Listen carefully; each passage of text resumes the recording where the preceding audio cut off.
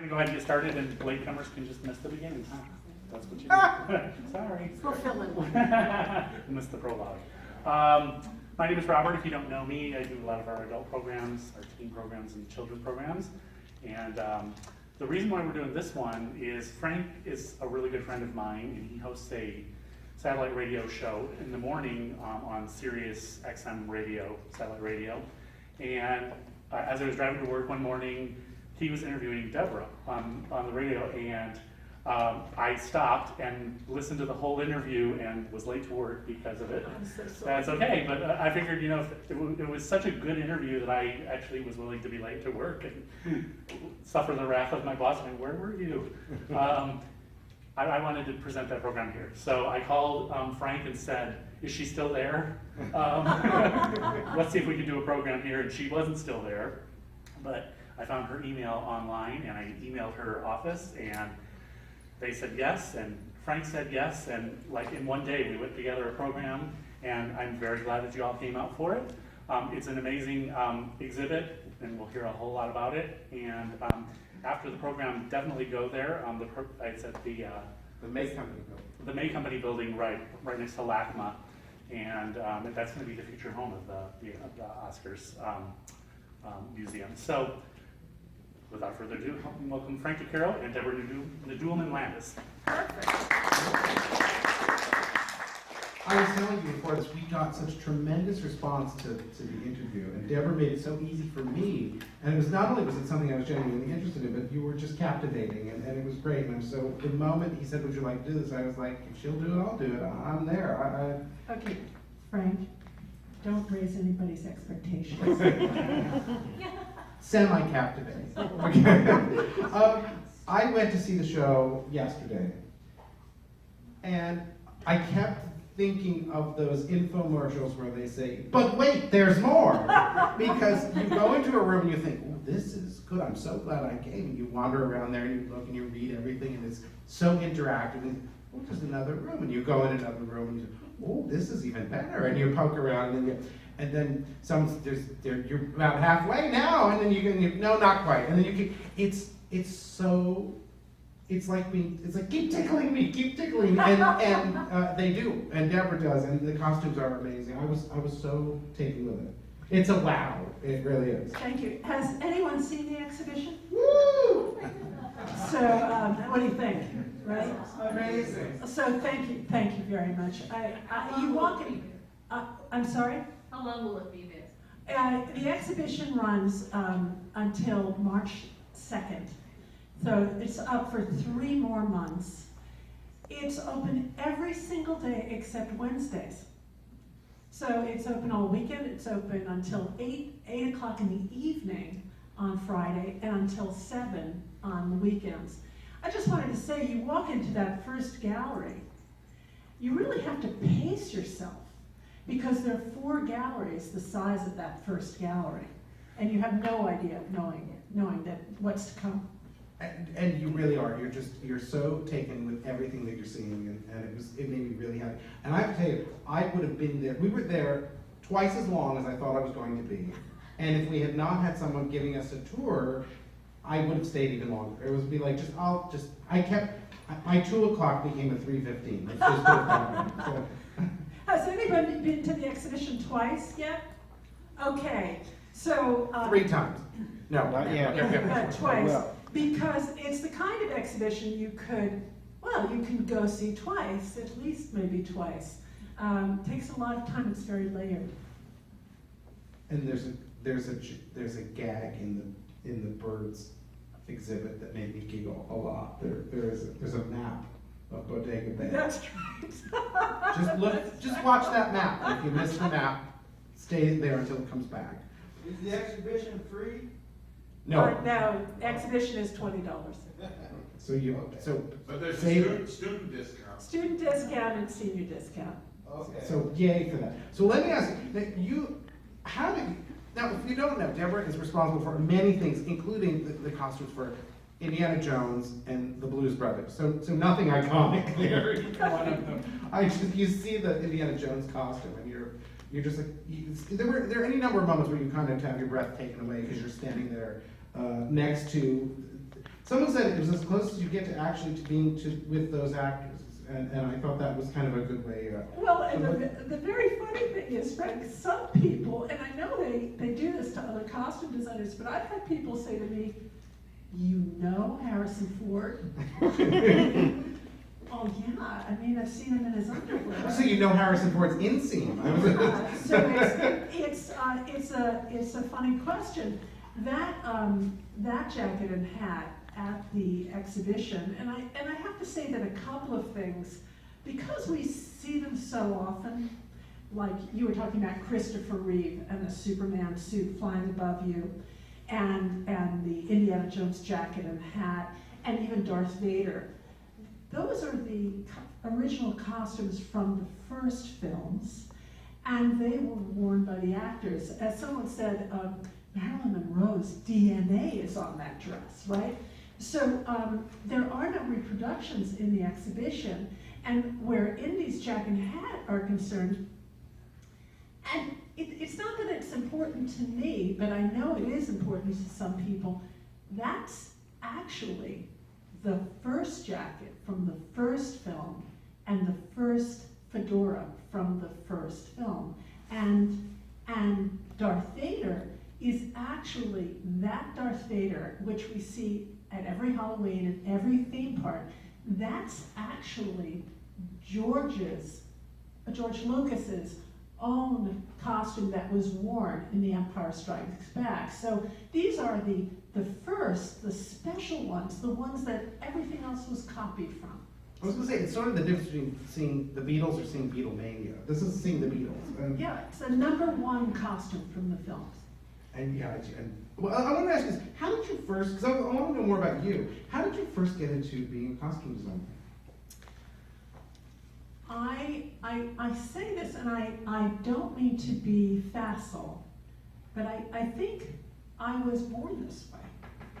I was born this way. I was born being good at the things and loving the things that help create a costume designer. I love history. I love history. It was my best subject. And it's not that I love it because I want to make period costumes. I love it because I can't and don't differentiate the stories of those people in the past. I see them as living, breathing individuals with real stories like us. And maybe this has to do with having a grandfather and being brought up by my grandfather, really. But yeah, I love history, I love literature, I love stories. It's all about the story. And then I can make stuff. In my office at UCLA, I have my grandmother's treadle singer, and that's the singer that I learned how to sew on, where my feet could touch the treadle, like this. When I was big enough to hold knitting needles, my grandmother taught me how to knit. So I knit, I can do anything with my hands, and did. So I was very crafty. I was a big doll player, right? Which is kind of a version of, or good training. Yeah, I mean, I was a doll. I played with dolls. I dressed my dolls. I made costumes for my dolls. When my daughter put all of her Barbies, went to sleep and all of her Barbies were naked. And they're always naked. Why? I dressed all of her Barbies every single night before putting them away. I'm you know, and veteran. That's who I am. I'm a costume designer. Had to be. Was there someone who said to you though early on, you know, you're really good at this? No, because my mother wanted me to be a Supreme Court justice. I was supposed to be Elena Kagan or Sonia Sotomayor, or Ruth Bader Ginsburg, or I had a choice. Either I was supposed to be a Supreme Court justice or Eleanor Roosevelt. So now I figure I'm the Eleanor Roosevelt of costume design. Right, so that's, yeah, I was a big disappointment. And you also have the best hair in Los Angeles. That's what I told someone the other day. She's the best hair in Los Angeles. So, what makes a costume? You said about being able to do stuff, but what makes a costume designer really good? Well, it's a combination of things, and you have to have a lot of different talents. And you have to be passionate about, you have to be smart, because you have to read and analyze a screenplay. You know, if it was just about clothes, it would be easy. But it's not just about the clothes. You have to be good at the clothes too. But no, you have to be able to read, first and foremost. I mean, it's not for nothing we're in a library, right? So first you have to read. You're doing story analysis. You're reading. You're thinking about the story. Then you read the script again. Then you have to be able to communicate. So then you're sitting with the director. In the exhibition, God bless him, there's Mike Nichols, right? Yeah, Alive. and the way it's presented, if you haven't seen the show, there are flat screen TVs, but vertical, and they're having conversations between stars and directors and costume designers. And So- it's really a magical way to see So it. you're with Mike Nichols, smartest man in the room, right? And there's Ann Roth. And so there's a communication. So again, the C for costume design could be about conversation, right? So then you have to have a real conversation about who are the people in this movie? Who are the people in the story? How do we make them real? And then you do the research, and then you start thinking about, okay, Frank, all right, let's talk about color, let's talk about fit, let's talk about proportion, only after you figure out who Frank is. And that's another talent too. So it's not that it's not about being the most resourceful person in any room. That's true, we are. And it's not that it's not about nice corduroy. And it's not that it's not about you don't know how to tailor, because you do. It's not that it's not about clothes, but it's so much about all the rest. So clothes are they almost the marble that you're carving in a way or something? You know, I've been thinking about this, and I know that the audience who has actually seen the exhibition will know what I mean. But I'm really thinking that costume designers should also take the Hippocratic Oath. Do no harm. Don't use too much trim. It's not always a good thing. So do no harm. Don't get in the way of the story. I got a charge out of one of the pieces that you see in this very large show is Borat's suit, and the idea of it is that it's a dreadful style-free suit. So I thought that, and the designer, he or she accomplished that quite nicely, because it's the worst suit. It's no taste. It's not bad taste. It's no taste. No, maybe it's good taste in Kazakhstan. Yes. You know, maybe That's it's true, yes. maybe it's like Tom Ford. He's the Tom Ford of Kazakhstan. The funny thing about Borat's costume is that apparently Sacha Baron Cohen would never let the costume designer dry clean it so that it stank during the movie. So if any of you saw Borat, it was a very funny movie, but apparently you couldn't even get close to Sacha Baron Cohen because of the smell. Oh boy, isn't that encouraging? What is every movie you work on different, and is every costume designer's approach to the actual process of costuming a film different? Yeah, every movie is different. Costume designers are not cookie cutter. Costume designers are very different from one another. But I think everyone's approach in terms of the chronology, first you read the script. And later on we'll talk about some of the differences between fashion and costume. Yes. Well, no story, no fictional people, documentary, no costume design, radio. Really no. Really, no costume design. You could, go to work in your pajamas. We don't. Yeah. Well, we don't. So yeah, I think the chronology is the same. We read the script, we have the conversation, we do the research, and then we get going with all the creative stuff. I think that, but costume designers themselves are quite different. Costume designers are not very fashionable. Give us a sense of what, I can't believe I'm not putting the microphone down. I'm just chatting and you're watching, that instead of actually conducting the video. Give us a sense of what the process is like and compare, like, when a film is set in the contemporary times versus a period piece versus a futuristic kind of thing, and what the challenge is for you. Well, I guess the most fun for the costume designer is to design a big period picture, but not why you think, not for why you think. Oh, I would love to throw this back to the audience. That's my teaching thing. I'd love to ask, so why do you think? So, the most fun and the easiest genre of the three, of period, fantasy, and modern, the easiest movie to design is a period movie. Frank, why would that be? Passementary. No, that's not. I'm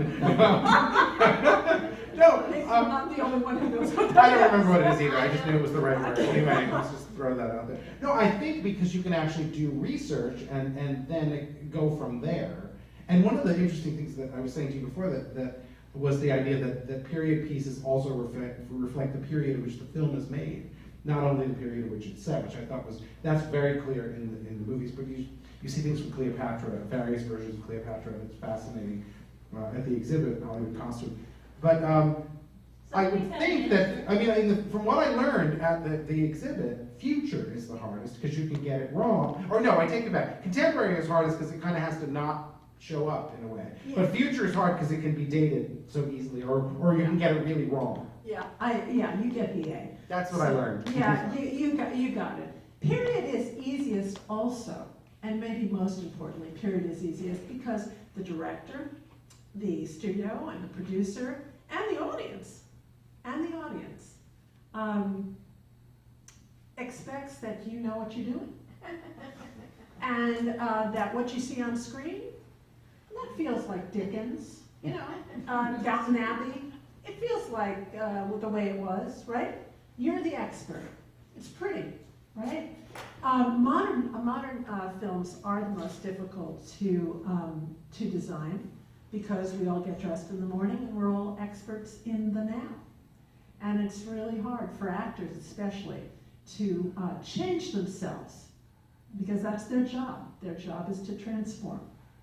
And it's hard for actors to change themselves significantly enough to be believable to the audience, to make the audience believe that they are new, a completely new person in every movie. And that's really hard with contemporary films.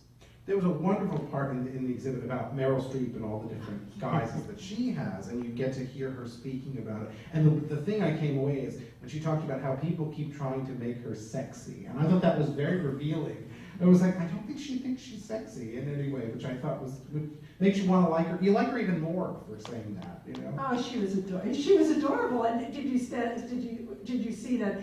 So here I interviewed Meryl Streep in New York 2.5 years ago. I had never met her in my life, but I had one actress. I thought, if I had to pick one person to interview about transformation, one living actor or actress, who would it be? Well, all of us know, everybody in this room should know that Meryl Streep could play each and every one of you. Male or female, right? She could play Frank and she could play me, and probably has or will. And so I was introduced to her by Ann Roth, who is her very often costume designer. And she sat down and she was really like word perfect for the interview. It was too much. I thought, okay, you're amazing, but this is too much, right? So we turned off the camera, and I said, so what's the deal? I mean, you gave me an essay on the meaning of costume design. And then she said, well, Deborah, I wasn't a drama major in college. I was a costume design major. I wrote my senior thesis in costume design. And I said, will you put it on camera?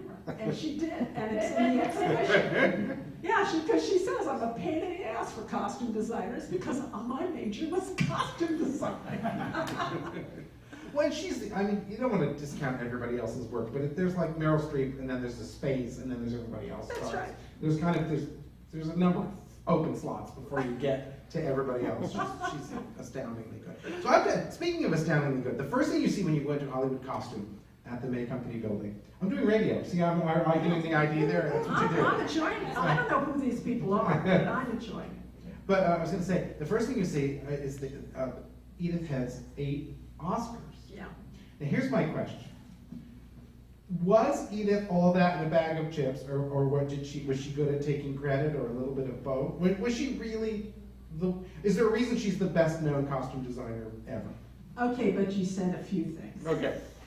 I think, yes, she was, and all that. I do think so, but not why you think. A couple of things.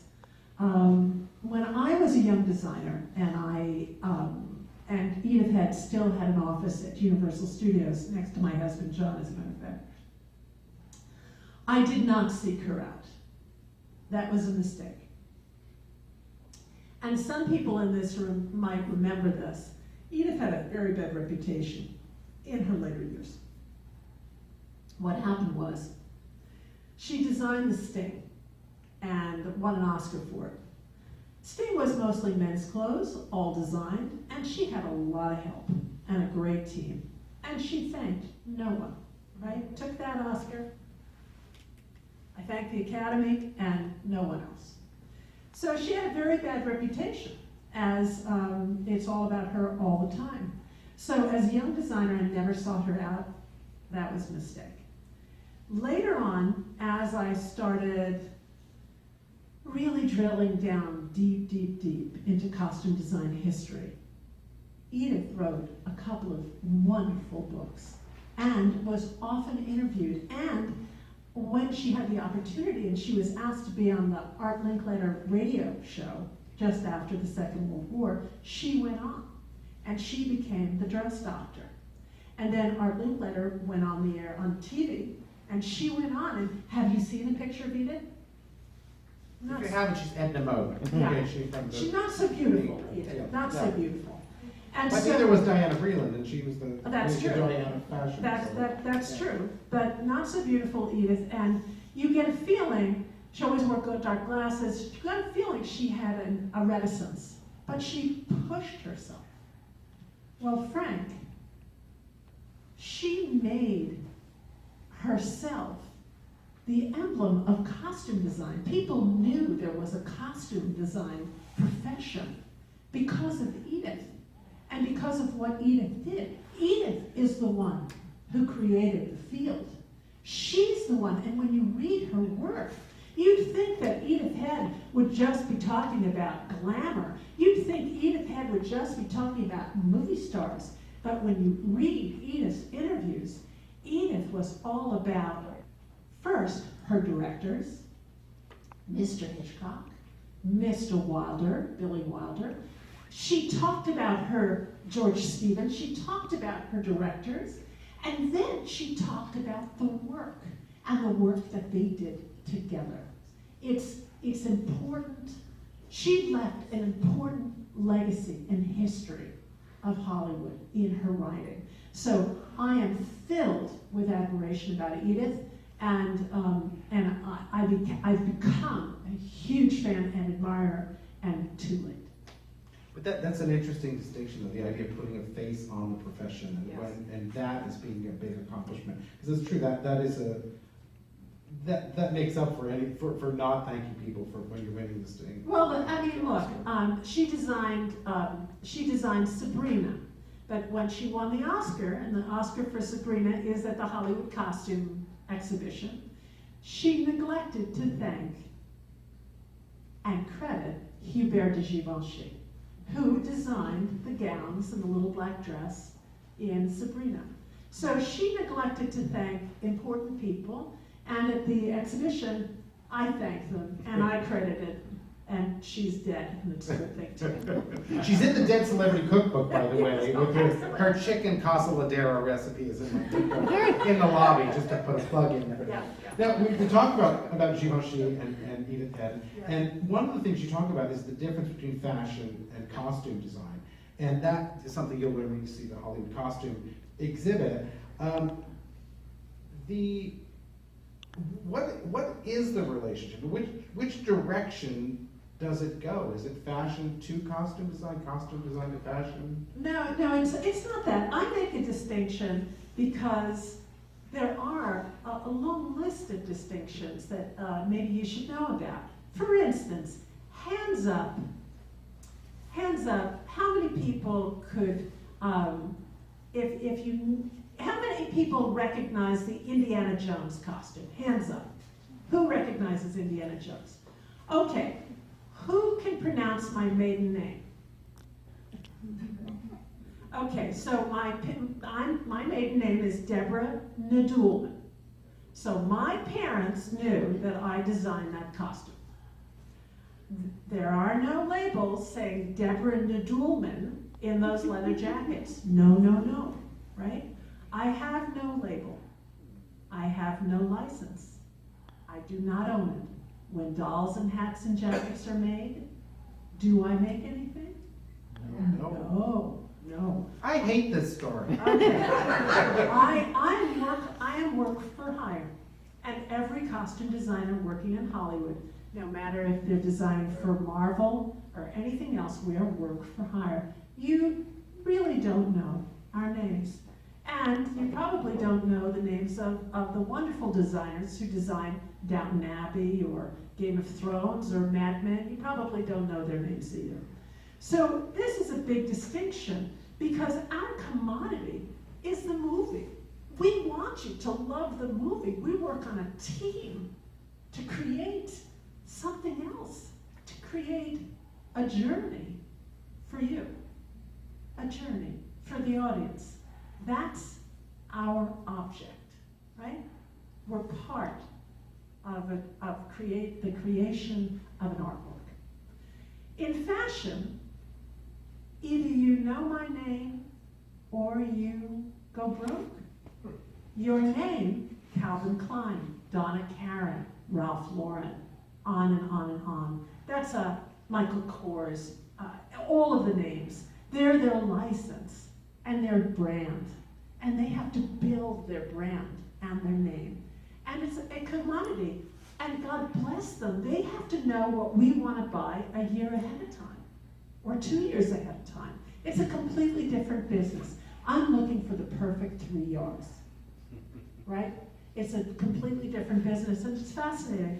And listen, do me a favor. If you ever see anybody writing about fashion in film, write an angry letter. You could help me. I can't be the only one.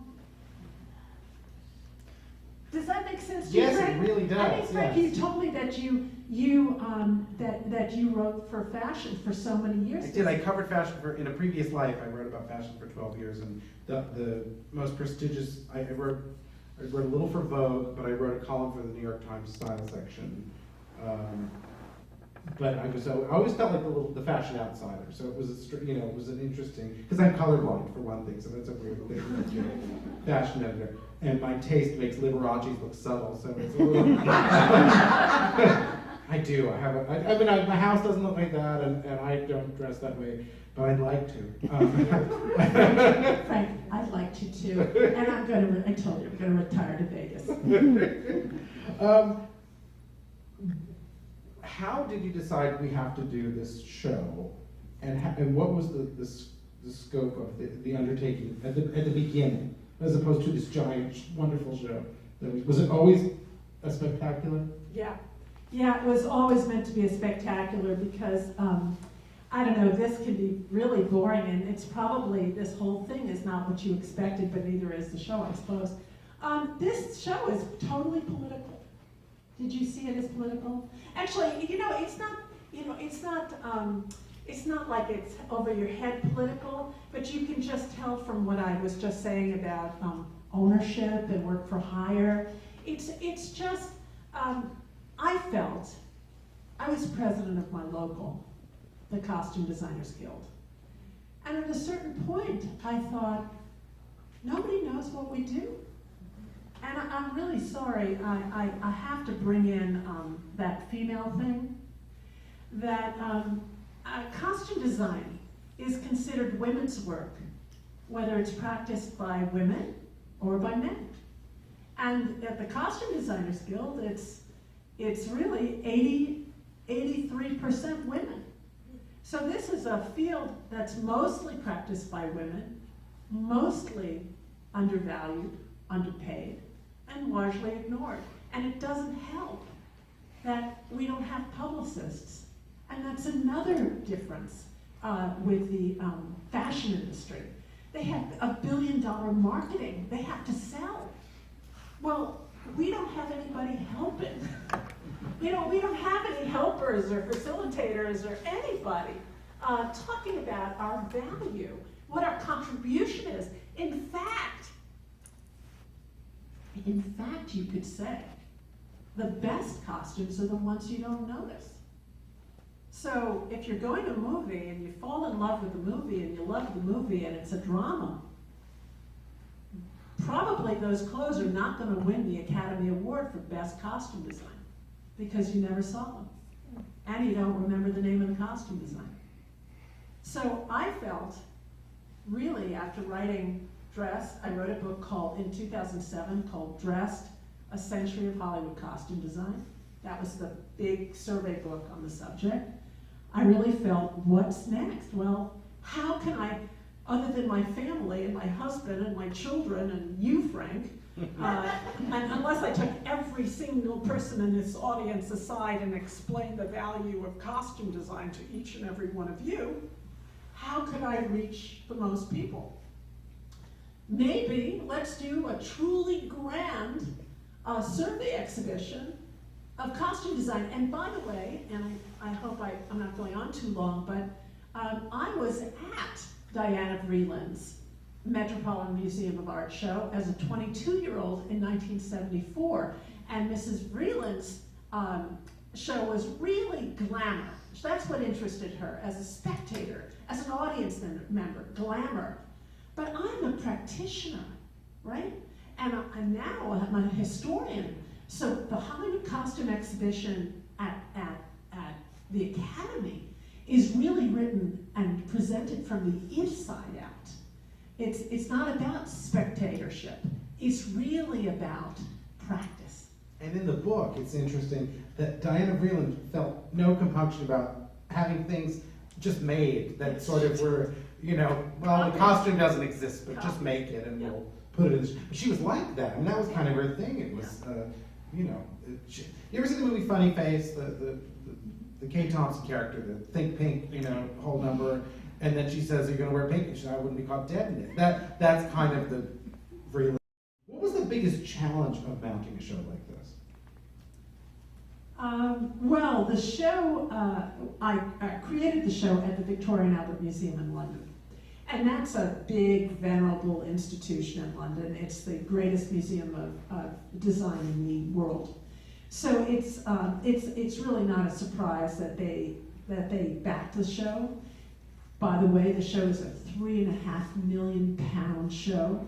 So the show that you're seeing at the May Company cost $5 million, essentially, and took 5 years of work before it opened. So I worked on it. I started it in 2007. It opened in 2012.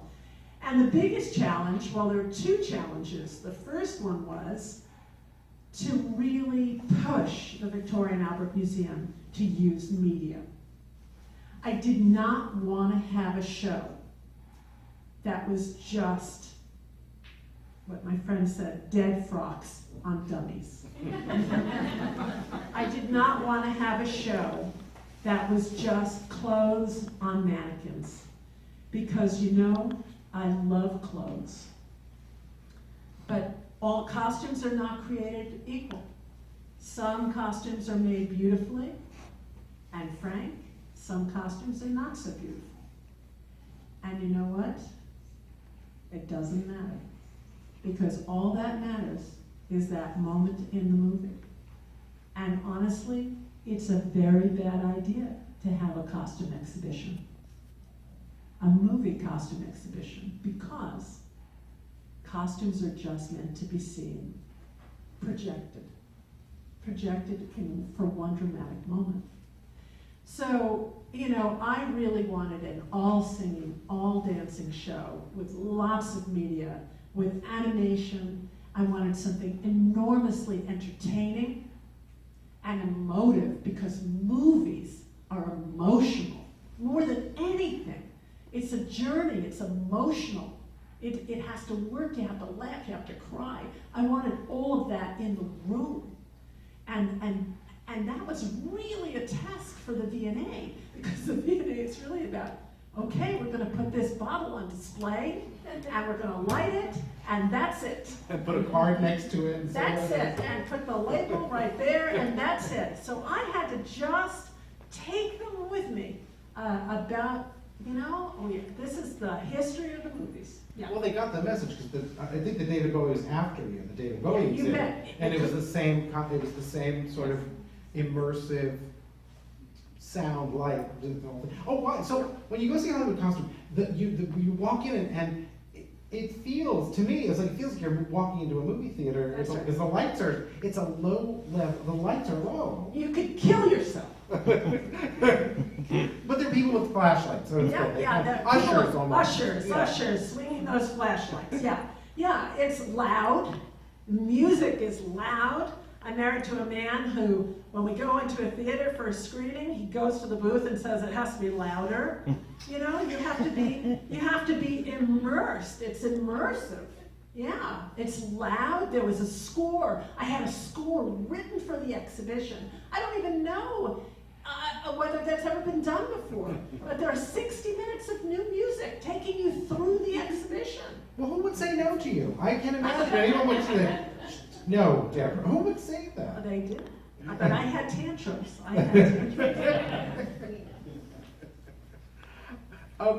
In getting the costumes, in Yes. the actual things that are there, and it kind of takes your breath away, because you're like, it's the real, you know. And when by the time you get to Dorothy Gale's gingham pinafore and the ruby slippers, you're just like, just kill me now, you know, that feeling. true. But by the end of it, what was dealing with collectors like versus studio archives? Well, I just want to say that it's because of collectors that things exist, right? Without collectors, there would be no Hollywood costume exhibition. There would never be the possibility of an exhibition. It's because of collectors that we have things. Again, John always calls it industrial waste, but the studios just saw, and for the most part still see, their costumes as recoverable assets. And so everything was trashed, everything from every movie. One of the questions that I'm often asked, and I have to get back to your question, but that I'm often asked is, what happens to the costumes once a movie is finished? And it used to be that they went back into stock and they were used on every movie until they were trashed, really, until they could be cut up for rags, and then they were used for rags. Now they're sold on eBay, because costumes have to work for their room and board, and they're expensive to keep. Everybody knows how many people in this room have to clean their closet, right? It's all about your closet. So you can imagine a closet the size of a warehouse. So your question was, how does dealing with, well, during the planning of the show, we had a major major mishap. Debbie Reynolds had, I told Debbie that we were finally going to do this big survey exhibition. And Debbie Reynolds is really an incredible person, one of the real great ladies. And she came over to our house and sat down and brought all of her entire inventory of her collection. She just said, oh, Deborah, you just cherry pick, you can have whatever you want. So a couple of years passed. In 2009, my whole team came over from London. I rented a van, and we drove up to Todd Fisher's ranch in San Luis Obispo, where she kept all of her clothes. And then she called me in January of 2011, and she said that the banks had put a lien on her collection to the tune of $6 million, and she would have to have an auction, and they would all be gone. And so this was the heart of the exhibition. And so I was at the auction. John and I sat at the auction just behind Debbie and her family, and everything was sold, including everything that you saw, Frank, in the show. So what happened? After the auction, which is confidential, I had to really do serious Sherlock Holmes to try to find who bought each piece. And it's too long to tell the stories now, but each and every piece that you see at the May Company has a story of how it got back from the Emirates, from Korea, from Europe, from all over the United States, and they were all at Todd Fisher's ranch in San Luis Obispo. So God bless collectors, and I hope they keep our legacy and our history safe, and I hope we can always borrow them for new shows. I hope so too. I was going to ask, have there ever been any kinky collectors though? Has anyone ever where they're like, what are you doing in Dorothy's Pinafore? You know, have you ever, is that ever? Yes, in fact, there's a collector. He's a great guy. And I went to see his review where the clothes were worn. And this was about 8 years ago. And he does like a big review with the clothes and wears the clothes. And singers wear the clothes. And then you gasp, I would think, going, oh my God, please don't be wearing that now. I gasp quietly to myself. And I was very, very polite, and I enjoyed the review. Was the experience of seeing it at the Victoria and Albert much different than seeing it here at the May Company? Truthfully, the gala that we had at the Victoria and Albert Museum was the most glamorous event I've ever been to in my life. So it was incredible because they have a ballroom, or a gallery I should say, that has Raphaels all over the walls. So that was incredible. But truly, and this is not hype, this exhibition at the May Company is bigger than the show in London. I updated it. It has black carpeting instead of light oak floors. We built every single wall, and I think it's actually much more spectacular here home in Hollywood. Is the audience any different here? Actually, let me ask it in a different way. What makes costume shows something that people connect with in record numbers? I mean, it was a Monday afternoon on a not particularly lovely day, and there were lots of people looking around. Yeah, because it's not fashion.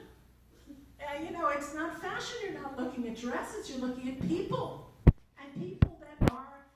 Movies are emotional. You care about them. You remember when you saw the movie. I mean, to be in an exhibition with Chaplin's Tramp, the bowler, the cane, his entire suit that was loaned by the Chaplin family, one suit. The Chaplin family in Switzerland. To be in Chaplin's presence. You said Dorothy Gale, that's the #1 pinafore. So it's the real thing. As Judy Garland was really Dorothy Gale, this is the original pinafore. They're the original shoes. They're her dance shoes. So this exhibition isn't fake anything. It's real movies. I was going to say, it's so not a Madame Tussauds kind of experience. It's the antithesis of that. Yeah. And, I got a question. Sure, yes, we're going to take them in a moment. Okay, I didn't know that. You want to be first? Yeah, Should we take questions now? Sure, are you Is it done? time? Is If it's time, You're ready. but when you came back in and looked like you should start asking questions now. That was no. you stood up. What is your question? I just wanted to know how different is it doing like costume design now compared to like maybe say 10 years ago or That's a good question. That's a very good question. compared to now? And let me put it in context. Until the early 50s, costume designers from the times the studios were really formed as studios, that happened around the First World War, 1917. They were already making really big movies. But until after the war, costume designers worked on a contract and worked at studios. So they worked at studios. They went to work 5 days a week. They worked at studios. And then costume designers became freelance, and we're still freelance. Well, now, we really aren't making movies in California. We're really making movies everywhere but California, and especially in Shreveport, and especially in Atlanta, and especially in Vancouver and in Toronto. So costume designers, unlike the past where we had these marvelous crews and shops here in town, we want to work here, and we want to work in town. We have so much talent here in town, but we really go on the long march to Europe and all over the world because movies are made more and more all over the world. Second reason it's different than it was, say, 10 years ago, is that we are being forced to have a shorter pre-production time.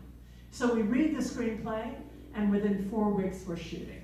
And it's counterintuitive. They think they're saving money, but in the long run, it's all hurry up and let's go into overtime.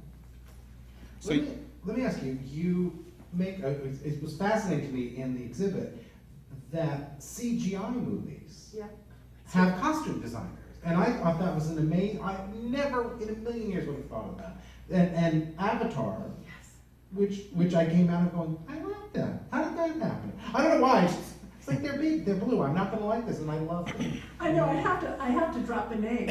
So I took George Lucas through the exhibition 2-3 weeks ago, and I got the feeling that he didn't know they made the costumes for Avatar either. I don't know if he doesn't talk to Jim Cameron, but you assume everybody knows each other. But no, I mean we have Jim Cameron made a short about Avatar, and you see them macrameing all of the jewelry for the Na'vi people. It was a revelation to me.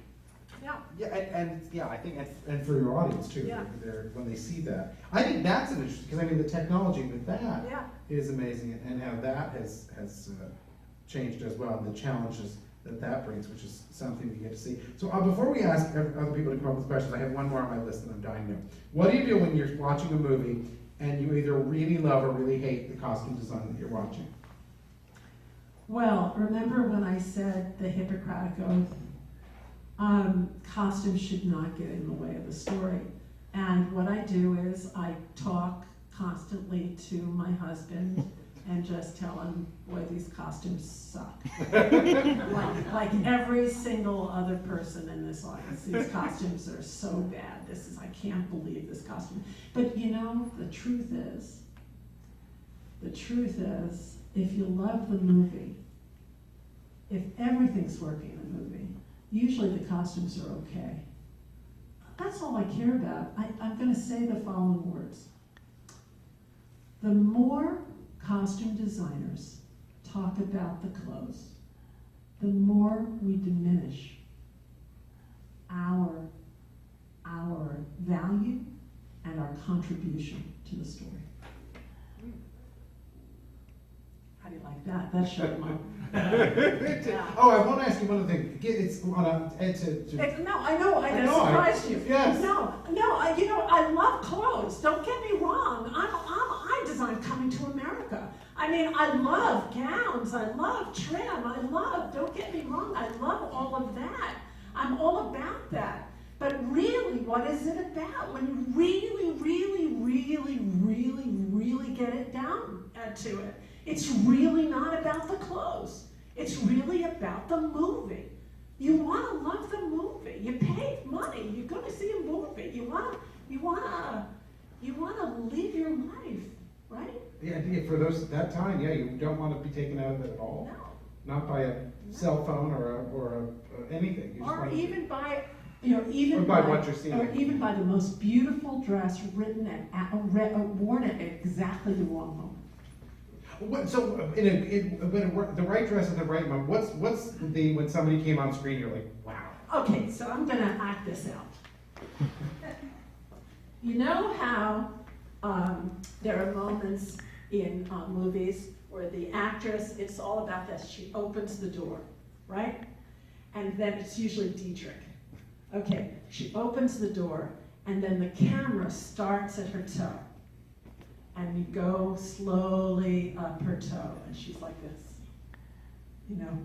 And that's the director stopping the movie, taking a moment, and you are being seen, the POV of whoever is looking at Dietrich, or the movie star, who it is.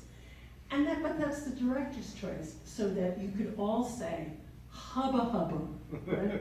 Oh boy, look at that, look at her, look at the dress, look at the whole package, and they stop the movie for it. But other than that, then the scene continues, and the actor has to play that scene in that dress. We were talking about one of the things you see early in the exhibition is the reveal that it's Kate Winslet under that big hat in That's Titanic. Right.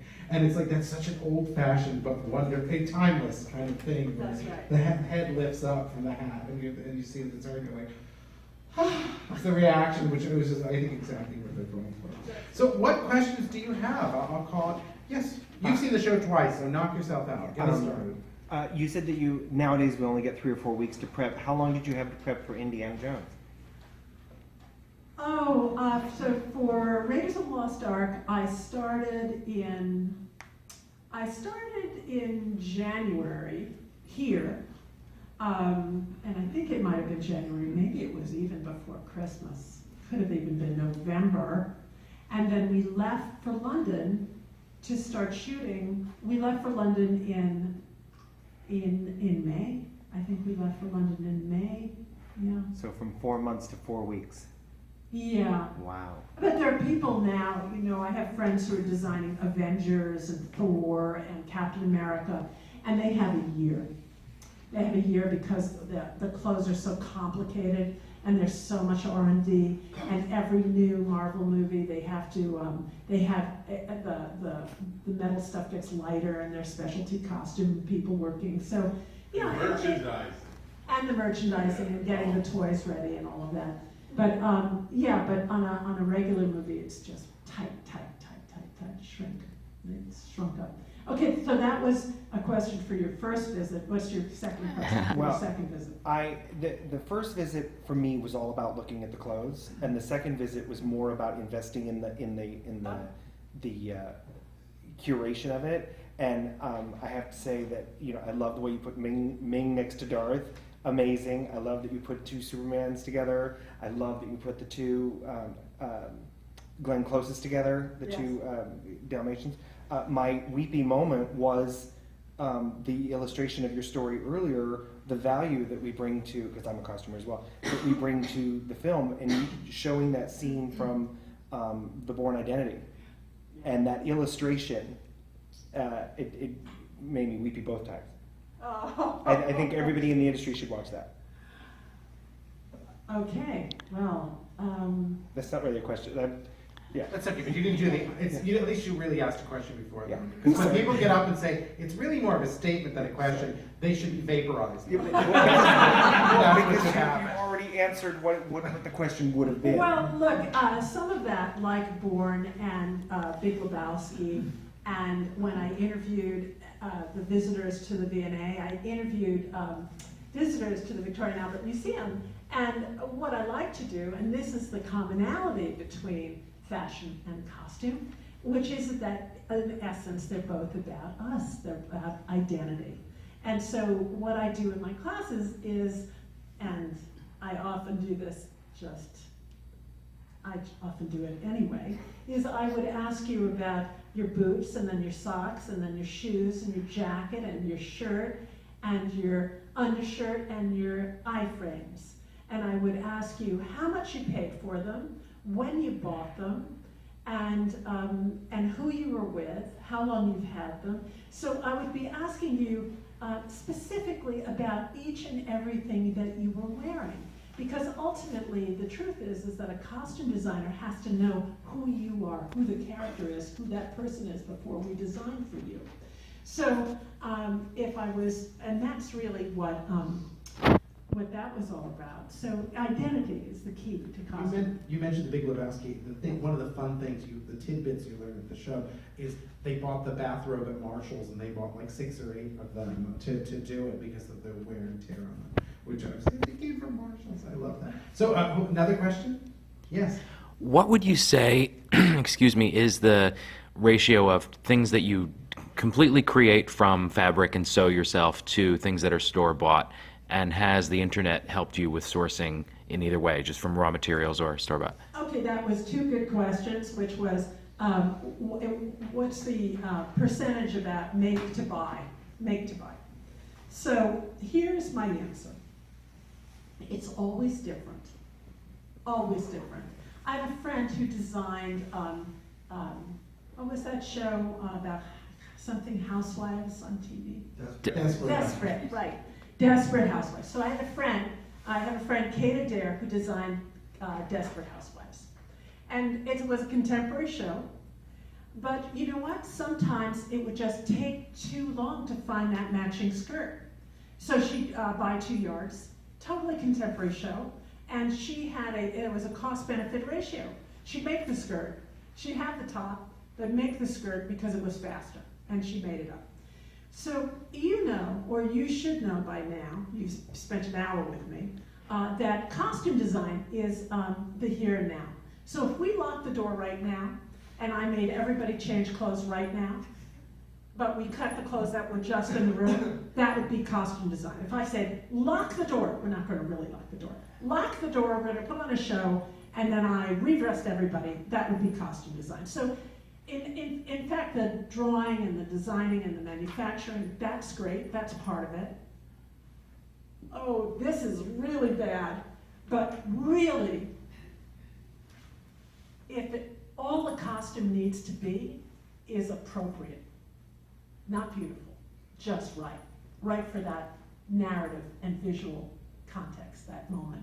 It all has to be right, not well made. What was the second part? The effect that the internet has had on sourcing. Okay, so I'm a New Yorker, right? I grew up in New York. And my mother was the best shopper that ever lived, right? I'm not kidding. She was the best shopper that ever lived. She could find anything, and she worked on every single movie that I designed because I knew my mother could find it. So, being a New Yorker that I am, I used to have the Manhattan Yellow Pages on my desk at Paramount or at Warner Brothers, wherever I was designing, I had my Manhattan Yellow Pages because I knew I could find it in the city, right? Well, now I have the internet. That's like the Yellow Pages, right? So I think it's really helped, but you still have to have that kind of mind. You have to, costume design, the word no does not exist in a costume designer's vocabulary. And I learned that from my mother. Can I go on just a moment? Yeah, I love it. You can go all night. Okay, so my mother said, if you want that dress in a size 10 in red, and the salesperson says it doesn't come in that size or that color, only the salesperson is between you and that merchandise. You go get that dress in red in 10 because it exists, right? So my mother told me, never take no for an answer and ignore the salesperson. Good advice this time of year. Yes. Two-parter. First, with the change in technology over time, how has that influenced costume design? For example, one of the ones that I loved at the show was Kate Capel's outfit from Indiana Jones. And it was amazing to see up close all the beading and that kind of thing. Yeah. But now with high def, with Blu-ray, with that kind of thing, how much does that play into the decision making of what you could have gotten away with, or what was acceptable 20, 30, 40 years Oh, ago? yeah, versus- that's also a wonderful question about high def. I think, honestly, that really affects makeup Okay. and wigs much more than costume design. It's still not going to the opera. It's still not a difference in scale like when you're at the opera and you see those costumes up close, you don't want to, right? Too close, Yeah. way too close. So that's not the way it is. But with high def, you really can see the wig line, and you have to be careful. They do makeup differently. It's really about makeup and hair, I think. And also, when films are shot in a couple of different locations, like Indiana Jones was also shot in Sri Lanka. Yes, yes. So were some of the things sourced locally in Sri Lanka, or were things shipped back? Oh, no. Everything comes. So the question was, when you go on multiple locations, everything should be. The idea is that you put everything, that you finish, the perfect thing, it never happens, is that you finish the design of the costumes prior to shooting. Never happens, but that would be ideal. And in the situation of like an Indiana Jones picture, or really any, The Bourne or any action picture, name an action picture, there's so many, could be so many units shooting at the same time with doubles. For the Indiana Jones picture, they would have a unit go out to the desert with stunt doubles, and then there could be another unit directed by a completely other person. So you want to have all of those multiples and everything with you. And then movies are not shot in continuity. So everything has to be aged to a certain point so it all matches. You could, for Raiders of the Lost Ark, our first day of shooting was the middle of the movie. And that was the first time he ever wore that jacket. We started in the middle of the film. It's interesting you talk that jacket. When Harrison Ford somehow, I don't know if you hear his voice, but he talks about that the clothes are not what you'd expect for a tropical climate, and yet it's so iconic, which I thought was interesting. Was there a decision made about that jacket and that he needed? Oh no, the jacket. That's why, Frank, I show you that the jacket and hat really appear in Greatest Show on Earth, on Charlton Heston, in Lost Treasure of the Incas, on Charlton Heston, on Alan Ladd in China. He was an archetype from, this treasure hunter, right? Was an archetype that existed in Saturday morning boys serials throughout the 40s. So, I didn't make it up. I just made it real for Indiana Jones. We had a question in the back, yes. Hi, thank you so much for your talk and for being here tonight. I just was curious what you would like to see for the future of the profession. I know this is doing a lot, having this exhibit, just in terms of people's awareness, the general public, now we know kind of a little bit more about what costume designers do, but in the long term, other than auctions, let's say when somebody buys a spectacular costume from a famous film, just for longevity, I guess, for the costumes and the designers, what would you like to see? What's your name? My name is Michelle. So, Michelle, I would like costume designers to be paid the same as production designers. That's what I want. I want equal pay. Costume design and production design are the yin and yang of the film frame. And I don't understand why the architecture of the frame has to be different or differently paid than the people in the frame. The movie is about the people, and the people take up a lot of the real estate of that frame. So first and foremost, I want us to be paid the same. The second thing is, I would like us to be given the courtesy of credit and something if dolls or merchandising is created from our designs. Recognition of some kind. We get nothing. So those two things would be a good start. Here, here. Can I ask you a question? In the show, we're running out of time. Yes, we've got five more questions. 5 more minutes. 5 more minutes. 5 more minutes. Okay, I'm going to take one of the minutes. Is there a costume designer that you particularly wanted people to know in this who might not have been as well known as of the past, I mean, who we might not know enough about? You know, I think I've lost perspective, Frank, because my favorites, like Travis Banton, were very famous in their own time.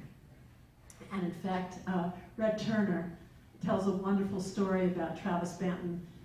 Travis Banton really designed, you would know Travis Banton because he really was a partner of Marlene Dietrich's at Paramount.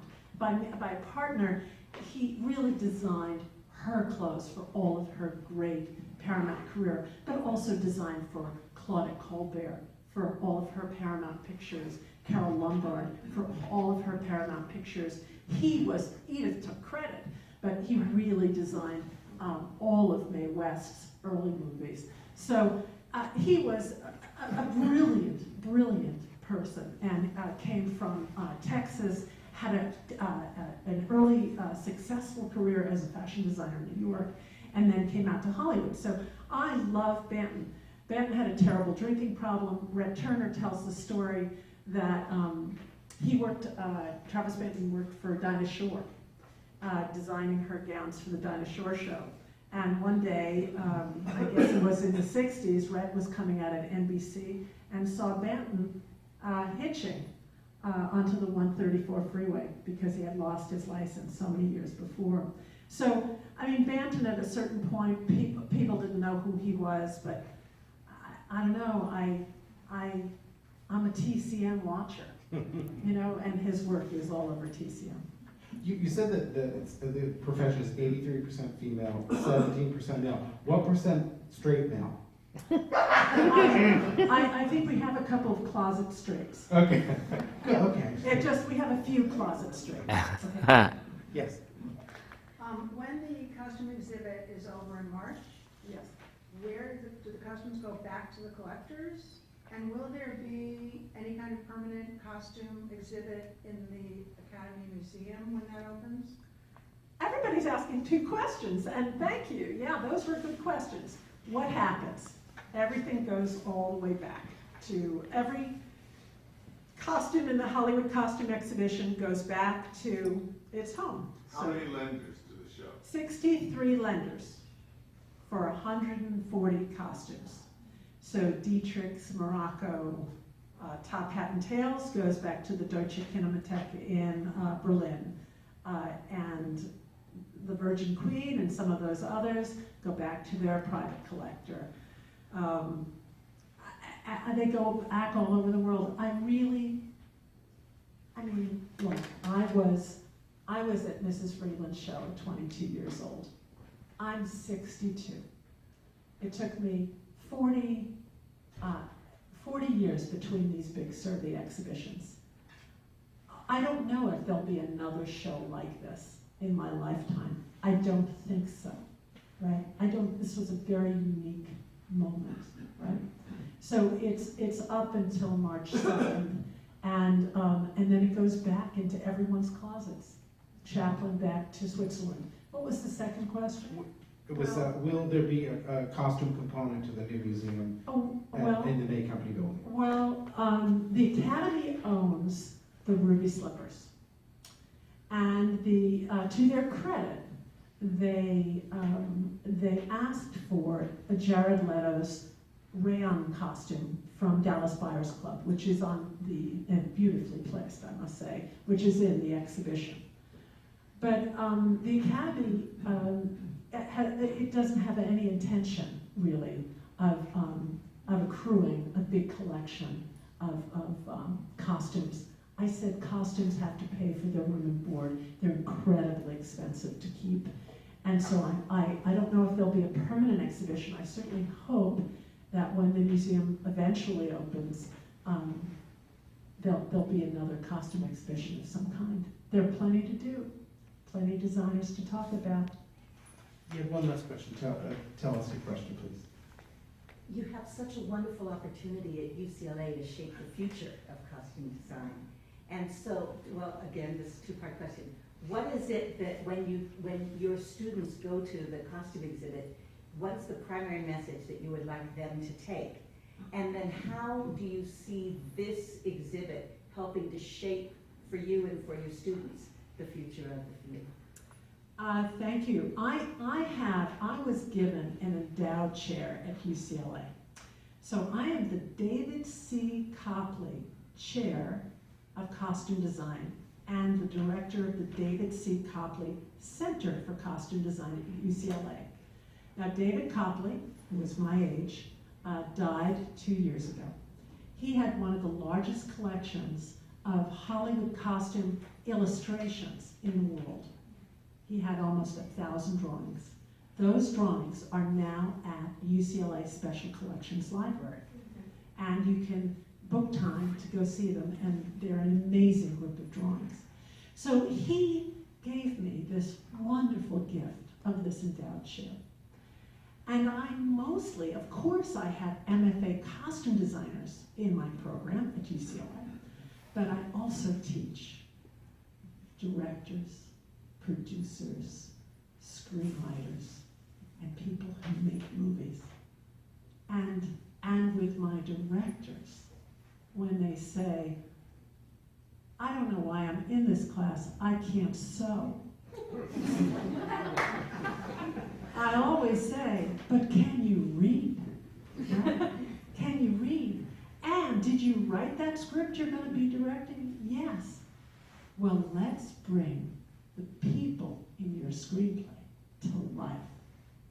And that is the most important thing that I teach. It's not about the clothes. It's about making real people that we care about and even love, that we fall in love with. And that is what our history is all about. That's what American popular culture is. And that's what our contribution is. And what a contribution. Thank you so much. We're going to sell our books and sign them, and they all make wonderful Christmas, Hanukkah, Kwanzaa, New Year's presents, and you should buy multiple copies of it. Thank you for being here and braving the rain. We really appreciate it. Thank you, everybody. Thank you, Robert.